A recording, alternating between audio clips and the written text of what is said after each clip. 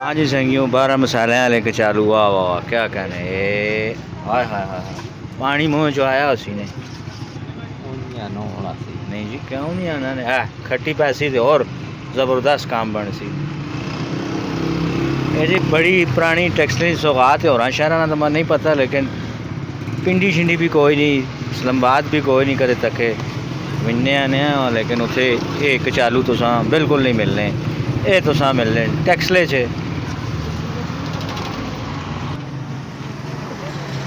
खरी क्वालिटी ने कचालू जनाब आले।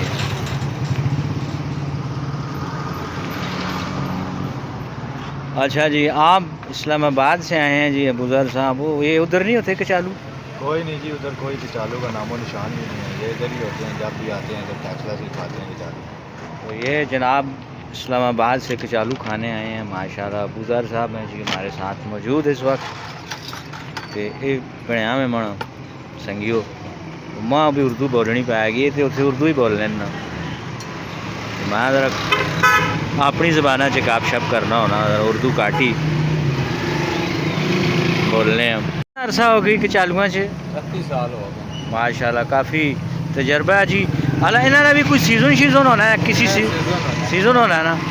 ये सौन तो पहले तकरीबन आ जाए। हाँ तो ये इस टाइम हम मलाई वाले आए हैं क्या होना?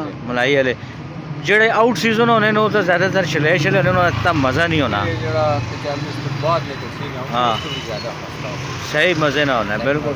बहु अरसा मैं आप भी बेचना रहा 90-91 ने दौर से ना अपने घरे ने मुँह के बूहे के लाना होना है किसी दौर से उसने सस्ते भी बहु होने हैं और बैठा नहीं। हाँ बिल्कुल वो दौर है बिल्कुल पूरी ये चढ़ने बाजारे से होने हैं तो ट्यूशन पढ़ने मैंने तो मैंने उतों भी खाने होने हैं कचालू।